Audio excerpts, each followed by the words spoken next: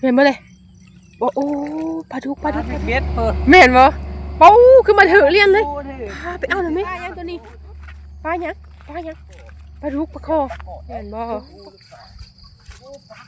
ปลาคอใหญ่บ่ปู โดยสบายดีเด้อพี่น้องเด้อสบายดีตอนเช้าๆพี่น้องมื้อนี้ก็อยู่ทางเตาถ่านไปแล้วพี่น้องตาเวียนพวมขึ้นพี่น้องบรรยากาศทางเตาถ่านพอดีพาการมาใส่เบ็ดปลาไว้ตั้งแต่ตอนแรงๆไปเลยพี่น้องหายแถวเดินเตาถ่านนี่แหละมันลื่นเบิ่งว่ามันสิมีบ่พี่น้องเพราะว่าเฮ็ดเพิ่นขวางแหอยู่ได้คนมาหาขวางแหอยู่แล้วก็เป็นทางตัวของเอซามันขวางก็ได้อยู่ปลาดุกพี่น้องมันบืนมันทางอื่นพุ่นละมีน้ำอยู่ทางบ่หลายบันไดใส่ปลาไว้มาลุ้นมันนำกันว่ามันสิมีบ่เป็นน้องแบบเป็นจุกนี่แหละเป็นจุกเอาดินแล้วมันเป็นรูปน้อยหนึ่งนะเป็นน้ำพาปลาบืนมาใส่ปลาบืนมาอยู่แล้วก็เป็นแบบควายแมบในทางเทิงก็เต็มอยู่แต่ว่าใส่อ้อมมาแต่ในหนองตัวนี้ในหลุมในข้างเกาทานแหละพี่น้องไปรุ่นเบิ่งว่ามันสิมีบ่มากัน2 คนเด้อพี่น้องเด้อมื้อนี้มากับน้องละตี2 คนครับ สบายดี ไม่ขายก่อน ตัวบ่ถือก็ต้องกู้เพราะว่าเล็กน้อยหมักลิ้นน้องลงลิ้นน้ำนะ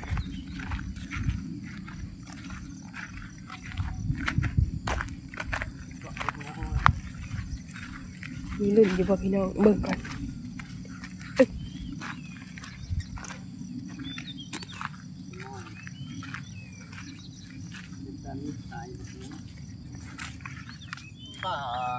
จะเบิ่งไหน ลุดเนาะ สภาพเนี่ยมีปลาเสยมันลุดภาษายินยองว่าเมื่อแมลงสิมาใส่ย่ำอีก ลุดขักเนาะ ปลาดุกกันใส่ยองนะ บ่ ลุดซ้ำโอ้ย ซ้อมเบิ่งอยู่พี่น้องว่ามันสิติงทางใด จะใส่เวลาเนาะทางนี้เนาะ อ้อมน้องนี่สิ ใส่ทั้งอื่น เบิ่งดู จะลุดเดี๋ยวเนาะเสียดายเยอะ ไปแต่บ่นี่ เสียดายเยอะ เด้อพี่น้องเด้อว่ามันสิหมานอยู่บ่เนาะ แปลกๆนี่แปลก แม่นบอกมันคือเข่งเนาะรู้สึกเข่งๆได้พี่น้องแม่นบ่เลยโอ้โอ้ปลาดุกโอ้โห ๆดูดตัวหนึ่งได้ตัวหนึ่ง ครั้งแรกไป ขึ้นไปเชิง โอ้ต้มขี้ต้มไปก่อน ดูดตัวหนึ่งก็ได้ตัวหนึ่งบาท ใช่นี่ปลาดุกนะฮะ มาได้2 โตเอาไปใส่แรงไม่ใส่ ปลาดุกนะพี่น้องได้แล้ว เสยเนาะ หมานเด้ ฟองนะ1 โตมึงแน่นี่ 2-3 ตัวกับพ่อปิ้ง เดิน เลย มึงมัดใส่ แม่น ปลาลังเถื่อนน่ะมันออกจากหนองจากหลุมแบบขึ้นในเตาถ่านนี่มันกระบืนขึ้นมาได้ แม่น ถือเอาเด้อ มันบืนไปถั่วพี่น้องปลานะมันบ่ได้อยู่ว่างเดิม พอแต่อันบางทีฝนตกมันก็ไหลเนาะ นี่น้ำน้อยหนึ่งมันกระบืนใช่ปลาตัวหลุดเนาะจะได้เว้ย แม่นมันหลุดไว้เนาะ จะคืนเนาะ แม่นเลย แจ้งกินมันก็รู้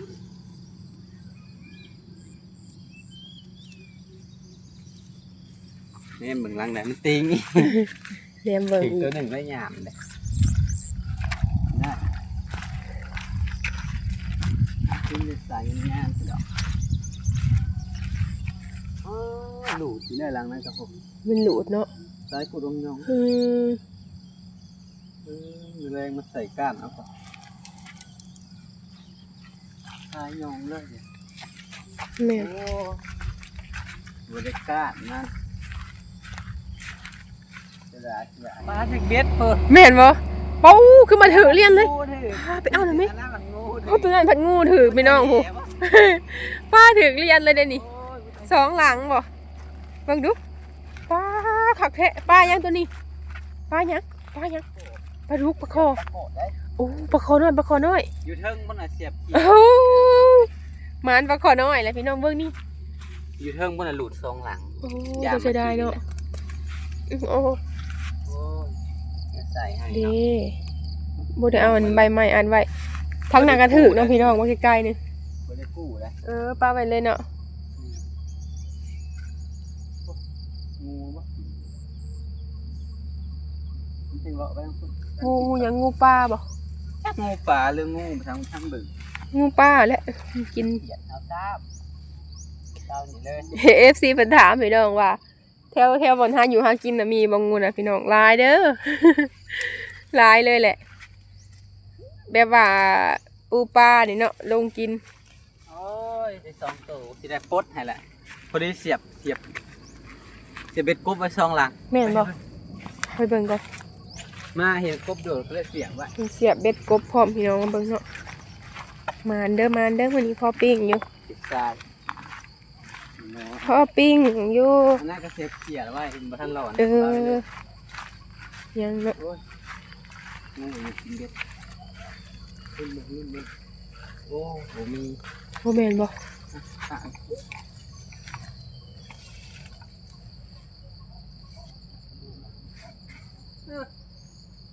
กบดึงเข้าในบ่นะ แม่นบ่ กูโค้งเข้าไปข้างใน มันอยู่ทางในพุ่นเนาะ มันคือของโค้งข้างใน มันก็สิถือมาเอง อยู่ปะวะรุ่นบางรุ่น มีบ่ ดึงเข้าในนั่นที่ว่าสิเอาเบิ่งหรือมันดึงเขา กบพี่น้องเบิ่งก่อนเด้อ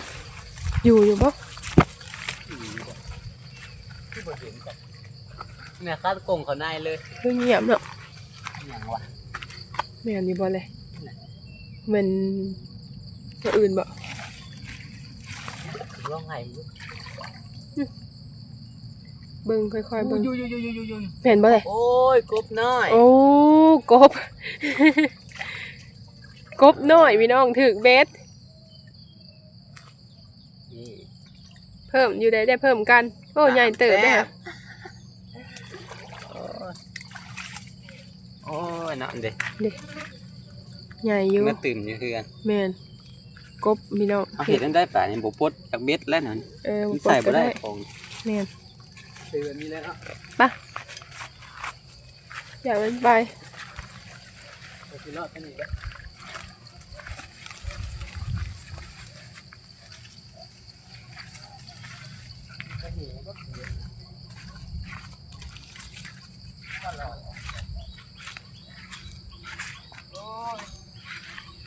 ป่า งูปลากินเบ็ด ปลดก่อน ปนให้มันได้ไหม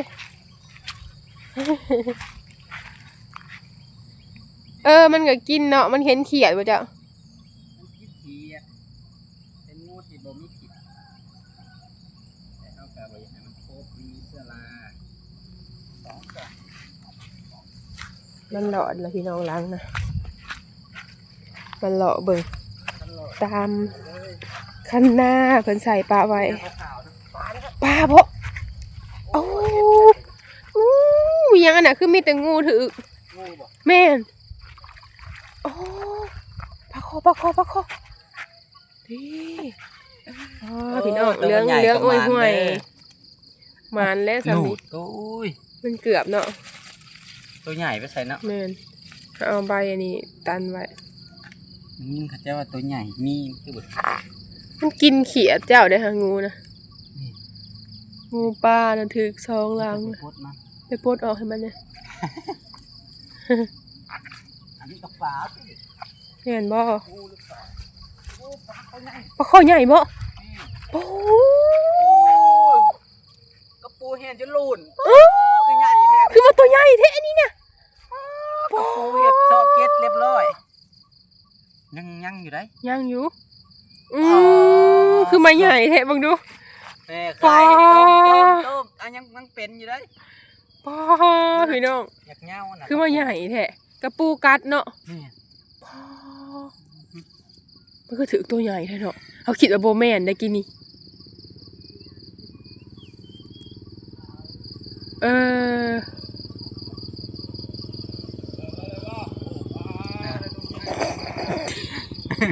เราเคยเบิ่งเขา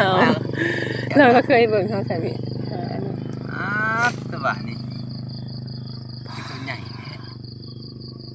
ขับแล้ว ต้มชอบ ตัวบักใหญ่เลย พดบ่ได้เด้อ คือคอยทางนั้นผัดเนาะงูไปแห่นอันนั้นแหละพี่น้อง พดบ่ได้โอ้ยมันหลุดนะ ขึ้นในปอดอยู่เทิงนี่จ้ะจับดีๆได้ใหญ่ มันใหญ่ ป้าตัวใหญ่ดีเนาะ ป้า ขนาดคิดว่าโบแม่นได้กินนี่นะบ่ได้ทั่ว เนาะ แม่นนี่ บนอันนั้นตัวนี้น้อย เอาคิดว่าโบแม่นเนาะบ่ได้ทั่ว ตัวบ่อยากลงมันของมันของน้อยโพด แม่นเอามือขังเฮง พดข่าวเอาติ๋วขอบ ๆป้าพี่น้องตัวใหญ่นี่อ๋อนี่ขังไว้น้ำเยอะนี่ไป ไปพดนั่นก่อน ใหญ่ๆเนาะ จะไปมาทางนี้ได้ปะ ได้ จะพดงูออกจากเบ็ดก่อน หมานพี่น้องได้ปลาคอใหญ่แล้วก็ปลาคอน้อยปลาดุก ซักไม่นี่อย่าเบ็ดก่อน อืม หวังดูมีคนมาลงดอกมั่วเพิ่นก็ลงมาอย่างนั้นเพราะว่าน้ำมัน เพิ่นบ่ได้ลงมาทางนี้ ฟ้าบ่พอฟ้ามันพดงูคนนั้นหมานเตย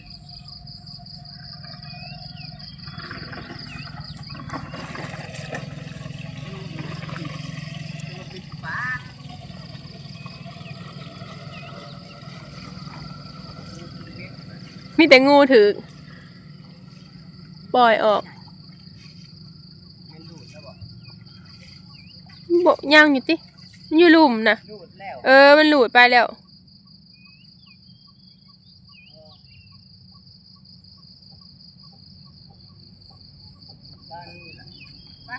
ปะ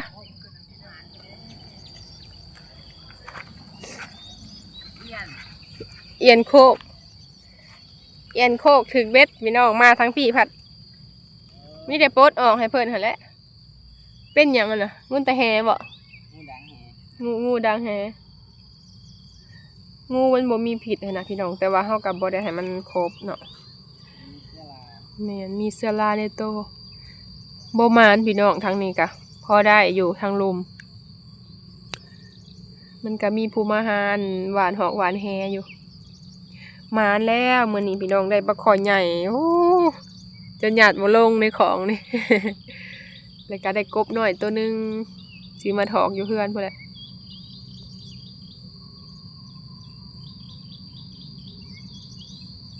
ไปไปดิไปเลยไปเมื่อมันนี่เบิดนะมือถอดเพื่อน แม่น เบิ่งเพื่อนแบบนี้ถึงจะตะคุด เมื่อถอกปลาคอไว้พี่น้องเอ้ยพอได้กินเลยนะนี่ เลยพี่น้องเมื่อค้างปลาดีกว่าเมื่อเพื่อนคนแหละมาเอาปลาออกไปขังนะพี่น้องนะผมจนได้พดใส่มันตัวใหญ่ตัวนี้จนได้พดใหญ่ก็ได้แล้วนี่พอดีตีนกำเลยกระปูกัดเนี่ยกลางคืนมันบริการกลางคืนใส่ข้าวกับเช้าคัดแต่ยังตัวนี้พอดีโค้งเล่นในขวดเชือกบแล้วอยากไปค้างใส่มองนะตะขอตัวหนึ่งมันออกจากคลองถ้าพี่น้องเพราะว่าคลองบ่มีงาโดดออกลงน้ำคือเก่าตัวหนึ่งยังเหลือปลา4 ตัว3 ตัวเนาะเหลือ3 ตัวปลา4 ตัวออกจากคลองไว้ตัวหนึ่งถอกเลยปลาดุกของผมมีงามก็เลยตูนออกทั้งปลาทั้งกบหลายเศษ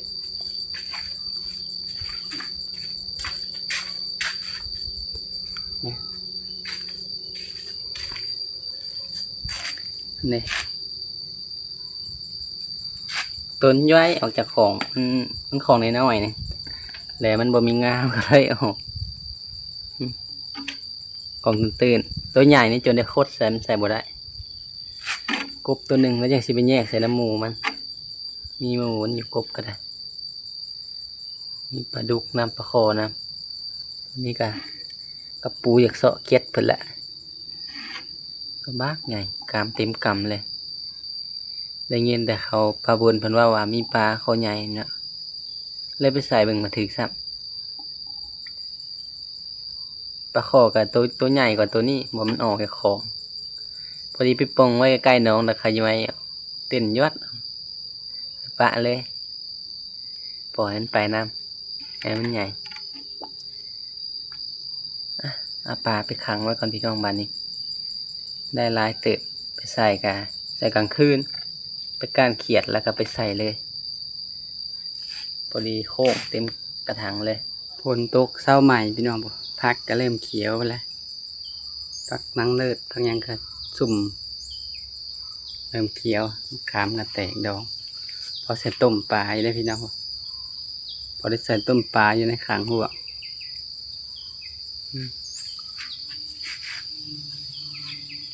ทางนี้ก็เอาข้าวมาปะไว้ตั้งแต่โดนแล้วพี่น้องปลูกปลาไว้แล้วบ่ได้รดน้ำก็เลยเข้ามาไว้อีกข้างเฮือนมันจังบ่ถึกแดดแต่ข้าวเมื่อบ้านหมดแล้วพี่น้องปลูกปลาไว้แล้วก็เมื่อมาผัดว่ายังอยู่บ่ได้รดน้ำก็ยังเพราะว่ามันอยู่ห่ม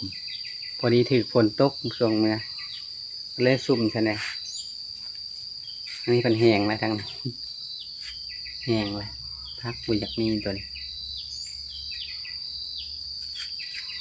บ่ทันใส่ปุ๋ยใส่หยังบ่มีผุ่นมีหยังจักดีเลยพี่น้องมีแต่ดินแก่นๆแต่ว่างามอยู่อันนี้ให้งามบ่ได้ใส่ผุ่นใส่หยังแต่ว่างามฝักบัวครับปลูกไว้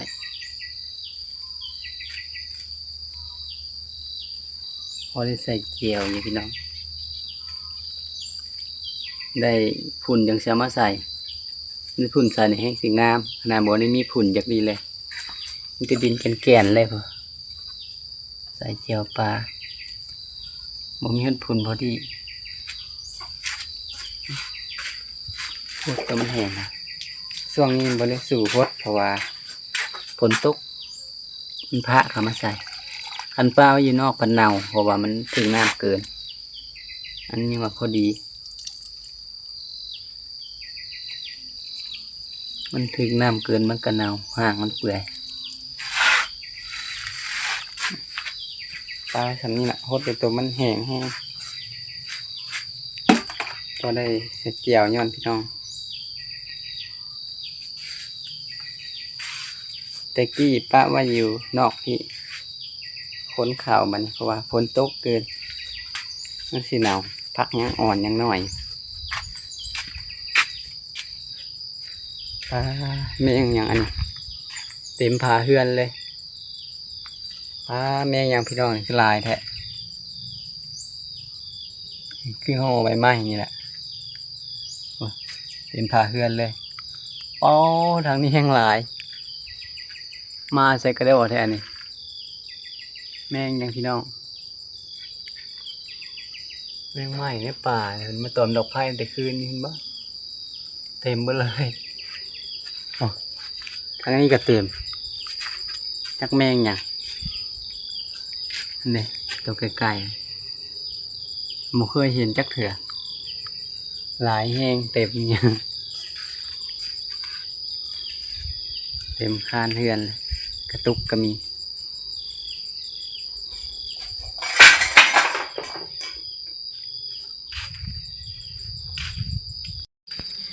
ทางนอกก็ซุ่มขนาดนี้พี่น้องฝนตกเมื่อวานนี่